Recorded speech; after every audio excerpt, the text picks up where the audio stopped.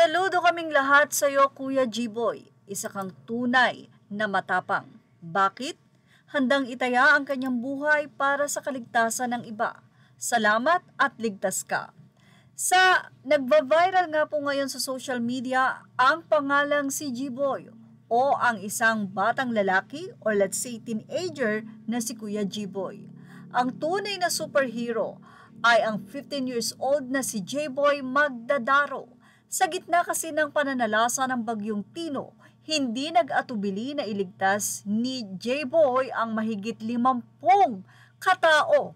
Kasama na dito ang mga bata, ina at matatanda na biglang tumaas ang tubig sa baha. Gamit ni J-Boy ang salbabida at maliit na bangka. Hindi natakot na lusungin ang baha para makatulong. Ito'y magsilbing aral sana sa marami na ang tunay na bayani ay handang tumulong sa mga kababayan at hindi magnakaw. Mabuhay ka, Kuya J-Boy. Paniguradong napakaraming blessing ang darating sa kanya. Actually, may bali-balita na binibigyan at inaabutan nga siya ng mga tumulong o mga kanyang natulungan.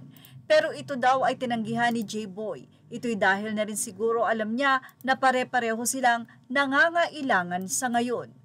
Pero ibang gumawa ang Panginoon ng pagpapala kay Kuya J-Boy. Dahil ngayon, congrats Kuya J-Boy, full scholarship kahit anong kurso sa kolehiyo ang ipinagkaloob ni Mabolo Barangay Captain, Attorney Daniel Francis Aguedo kay J-Boy Magdadaro, na residente ng Liloan matapos niyang sagipin ang 50 katao habang humahagupit ang bagyong Tino noong November 4, 2025.